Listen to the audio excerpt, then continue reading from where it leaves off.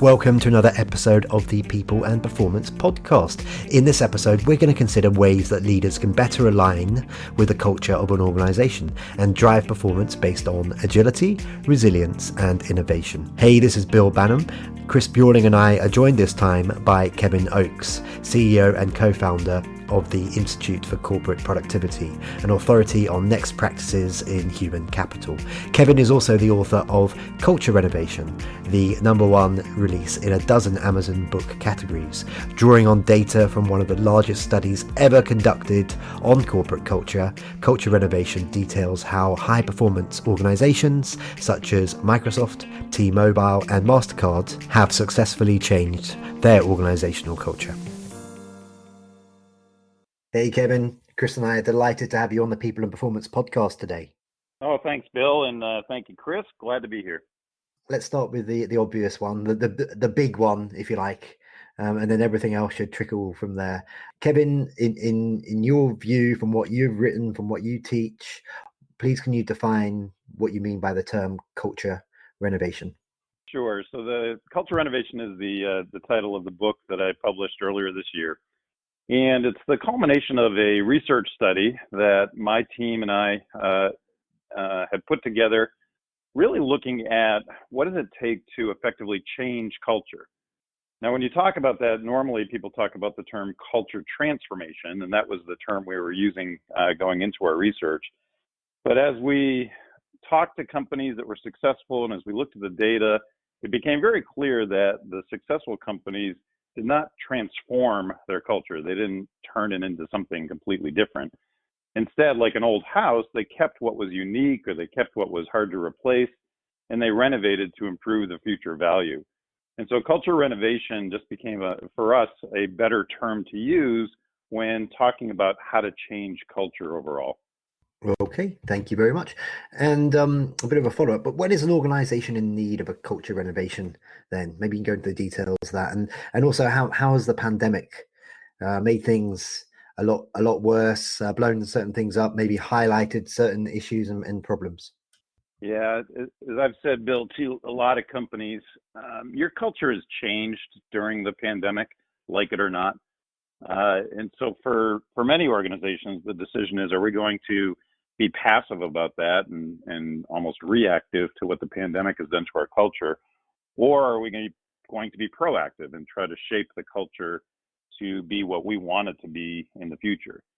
And so I think this, what we've gone through the last year and a half and continue to go through is certainly giving a lot of organizations cause to look at what do they want more of in their culture, how do they want the workforce to react in the future.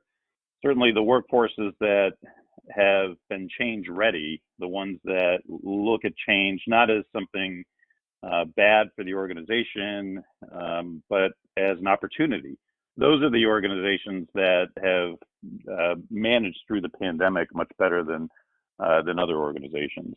And I bump into it all the time where we have non-agile companies and the workforce just sort of dreads change and tries to keep things the way they are.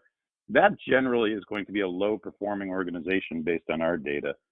And so we're constantly looking at those high-performing organizations and trying to figure out, what makes these companies high-performing, and their attitude towards change and how agile they are is certainly one trait that always comes up in our research.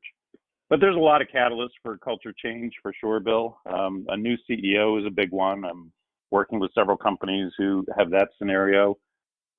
Poor past performance is, always a catalyst for change, or even an acquisition can be a catalyst to try to look at how do we want to renovate our culture going forward. But today it's very clear the pandemic has affected many cultures out there. Recent studies show that 62% of consumers want brands to stand for something. Has this led to more brands taking a stand and making their purpose part of their culture? Employees are looking at organizations that align with their values, that they can feel good about going to work every day for. And so more and more today, companies are being vocal about their stances. It's tricky, though. We have a very divisive political environment, obviously, in the United States.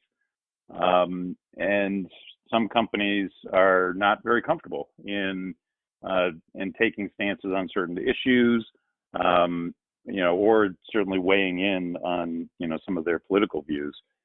So I sympathize with that. I realize that you don't want to alienate your employee population or part of your employee population or part of your customer base. But I think several companies have shown, Nike is a good example, the more that you are true to who you are and take a stance, the more loyal your customers and your employees are going to become. And so we've definitely seen an uptick in companies being bold and taking a stance. You suggest that all too often leaders don't really get the culture of their organization. So, my question to you is, why are leaders often wrong about what their corporate culture represents? How can they start getting it right? And what's the impact when the top level is aligned with the culture?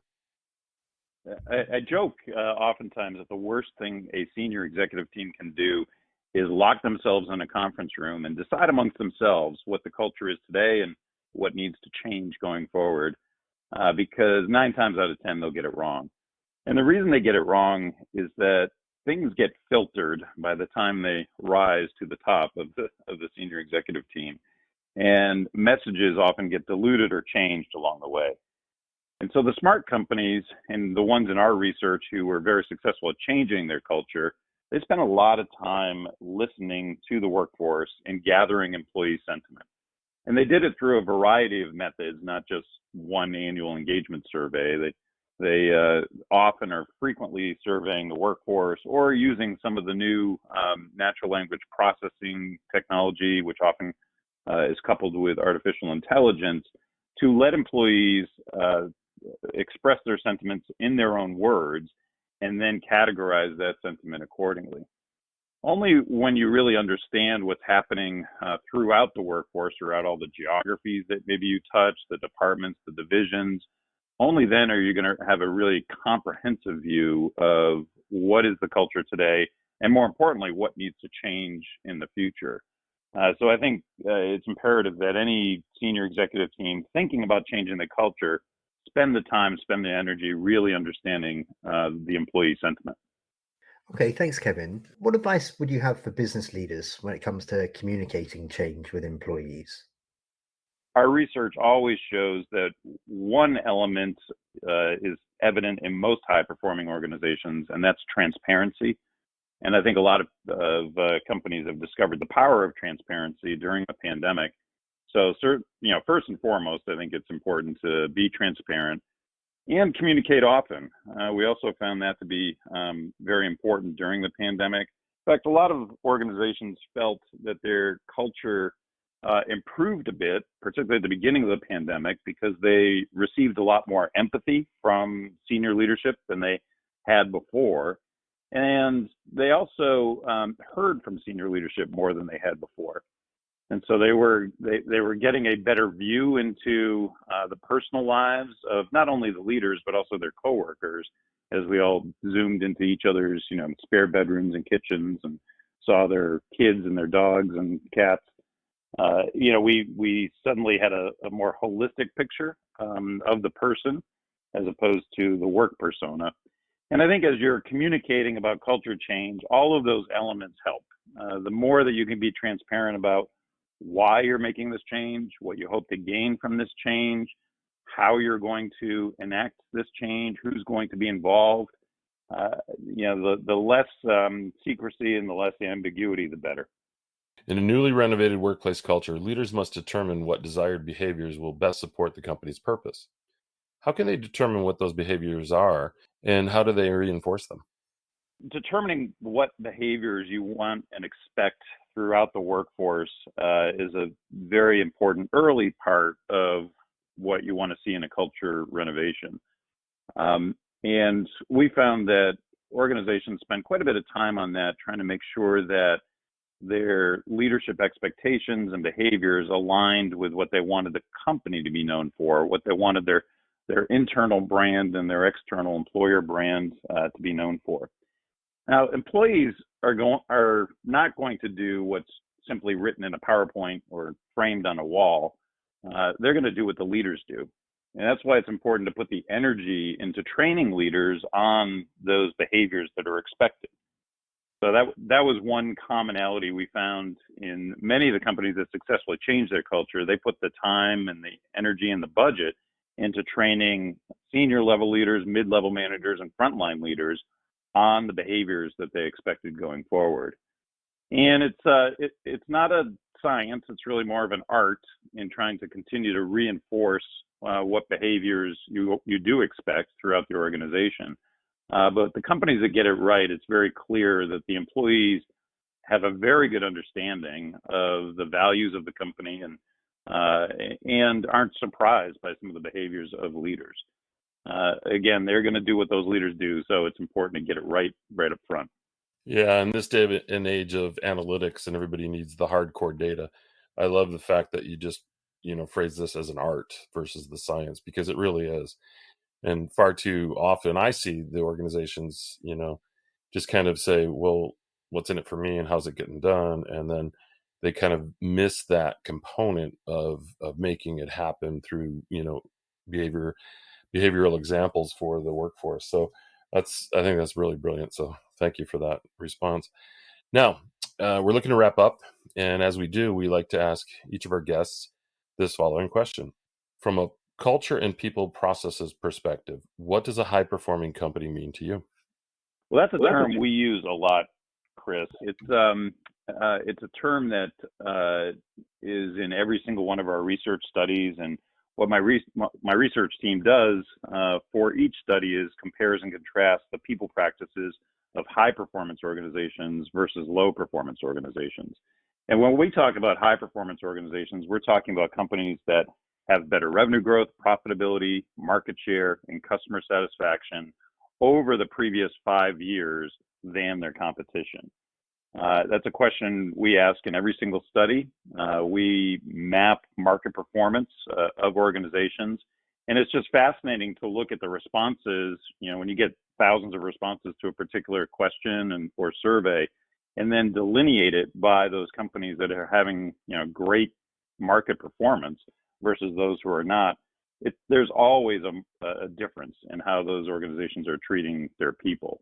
So high performance to us is a very specific, set of things that goes into what makes a high performance organization.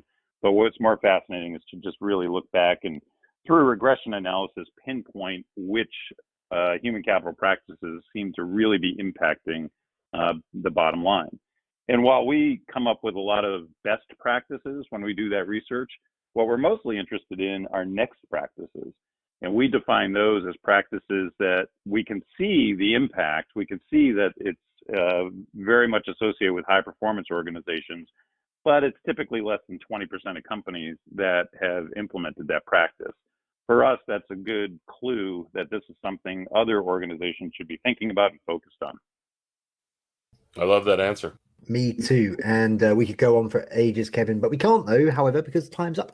Before we do wrap up, how can our listeners learn more about you? How can they discover more about I4CP? And I guess how can they also get a copy of your marvelous book, sir? Well, I'm not hard to find. So certainly our website at i4cp.com will have a lot of this information. But the book itself has its own website at culturerenovation.com. And so whether you've purchased the book or not, there's additional information out at that website, case studies on other companies. There's a monthly newsletter that we put together for readers. There's also a number of tools that organizations can use around assessments and dashboards in looking at their culture. So culturerenovation.com is a great place. i4cp.com is a great place to get more information. Perfect. Well, I guess that just leaves me and Chris to say, Kevin, thank you very much for joining us today. Thank you so much. Yeah, thanks, guys. And certainly if we can be of any help in the future, certainly let us know. This podcast is supported by Fidello Inc., a consulting firm specializing in improving human performance.